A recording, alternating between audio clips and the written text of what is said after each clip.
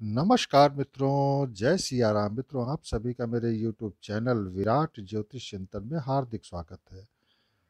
मित्रों, आज का मेरा वीडियो है वक्री ग्रहों के ऊपर। और ये ग्रह वक्री होकर के कैसे प्रभाव देते हैं कुंडली में, तो इसे कैसे देखना और समझना चाहिए। कह सकते हैं कि ये वीडियो हमारा उन लोगों के लिए भी है जो ज्योतिष में रुचि रखते हैं सीखने में और अभी स्टूडेंट हैं। तो आइए शुरू करते हैं अपनी बात। देखिए, ज्योतिष में 9 ग्रहों के आधार पर जातक का फलादेश किया जाता है। इन 9 ग्रहों में सूर्य और चंद्रमा तो सदैव मार्गी रहते हैं, यानी कभी वक्री नहीं होते। और 2 ग्रह जिन्हें हम ग्रह मानते हैं, राहु केतु, हालांकि ये ग्रह नहीं होते लेकिन हम इन्हें ग्रहों की तरह ट्रीट करते हैं। तो राहु केतु सदैव वक्री रहते हैं, ये कभी मार्गी नहीं होते। तो इस तरह अगर हम देखें तो ये 2 ग्रह तो हमेशा वक्री होते हैं, तो इन्हें कंसीडर नहीं करेंगे। और चूंकि सूर्य और चंद्रमा कभी वक्री नहीं होते, तो इन्हें भी कंसीडर नहीं करेंगे। तो अब बचे 5 ग्रह। इन 4 ग्रहों को छोड़ दें तो शेष 5 ग्रह जो होते हैं, मंगल, बुध, गुरु, शुक्र और शनि। तो इन ग्रहों के वक्रत्व पर विचार करना चाहिए। मित्रों, वास्तविक रूप से अगर देखें तो कोई ग्रह ना तो वक्री होता है ना स्थिर। लेकिन पृथ्वी तथा उस ग्रह की पारस्परिक गतियां तथा सूर्य के संदर्भ में उस ग्रह की सापेक्ष स्थिति के सम्मिलित प्रभाव से ऐसा लगता है कि मानो कोई ग्रह ठहर सा गया हो या उल्टा चलने लग गया हो। जैसे मान लें कि आप किसी बस में बैठे हैं और आपकी बस जब दूसरी बस को ओवरटेक करती है, तो उस वक्त कुछ समय के लिए ऐसा लगता है कि दूसरी बस ठहर गई हो या पीछे चल रही हो। वक्री ग्रह के संबंध में कई भ्रांतियां हैं। एक सेमिनार का मुझे याद आता है कि मुझे एक एस्ट्रोलॉजर मिली थी जो करीब 17 वर्षों से वक्री ग्रहों पर काम कर रही थी, शोध कर रही थी। ऐसे कई लोग हैं जो शोध कर रहे हैं वक्री ग्रहों के ऊपर। और चूंकि ज्योतिष तो एक बड़ा बृहत सब्जेक्ट है और इसमें शोध की बड़ी आवश्यकता पड़ती है। जैसा लोग समझते हैं मित्रों कि उतनी आसान है नहीं ज्योतिष। ज्योतिष की पढ़ाई बहुत श्रम और समय लेती है।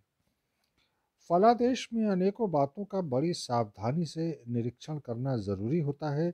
एक जरा सी त्रुटि फलादेश बदल देती है।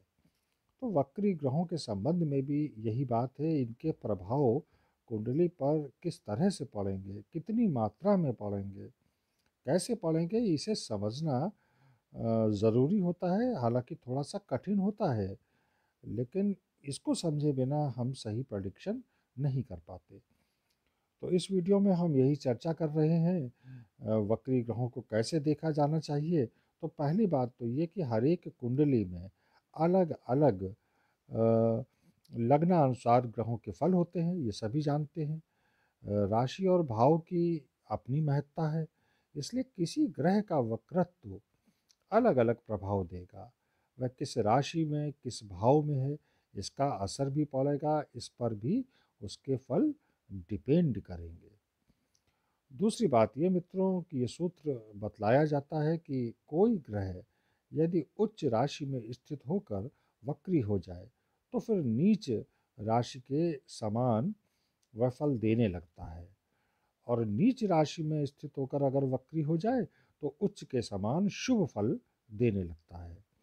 इसे एक उदाहरण से भी समझेंगे। जैसे मान लें कि गुरु कर्क में यानी उच्च राशि में स्थित है लेकिन वक्री हो गया है, तो अब वह अशुभ फल ही करेगा।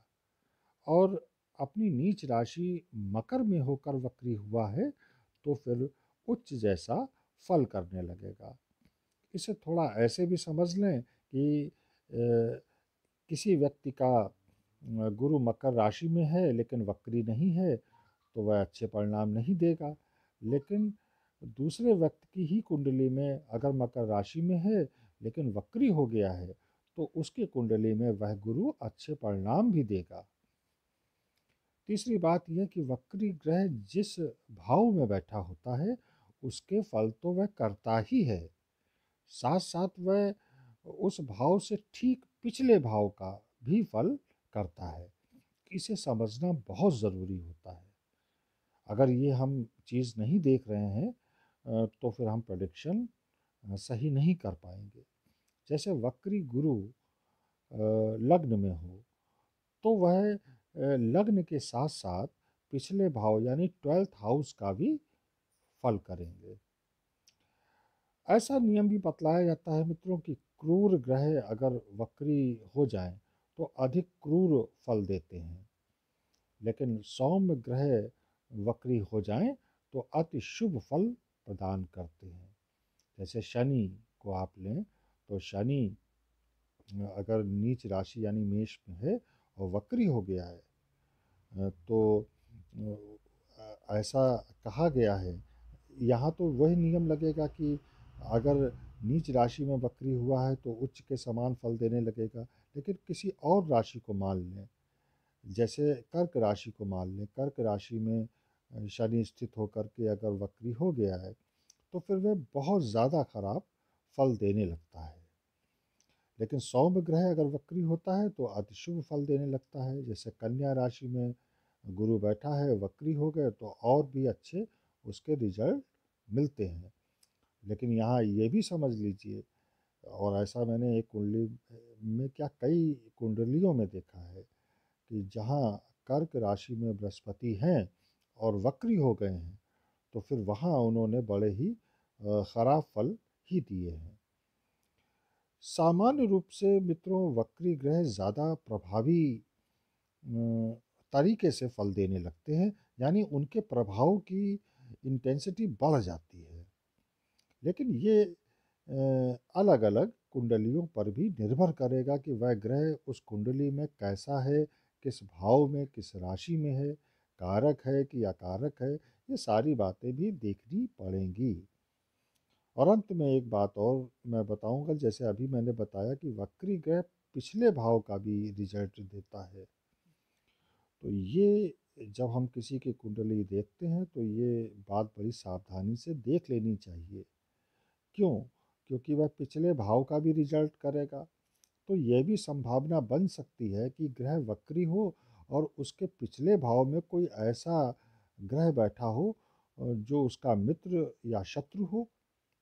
तो फिर मित्र और शत्रु से वह कंजंक्शन बना कर के हमें उस तरीके के परिणाम दे सकता है, और इस आधार पर हमको प्रेडिक्शन करना चाहिए। तो यही वाणी को विराम दूंगा और मैं प्रयास करूंगा कि आगे भी आपको वक्री ग्रह के विषय में और भी बातें बतलाऊं। फिलहाल वाणी को यहीं विराम दूंगा। मिलेंगे अगले वीडियो में फिर किसी नए विषय के साथ। तब तक जय सिया राम, नमस्कार।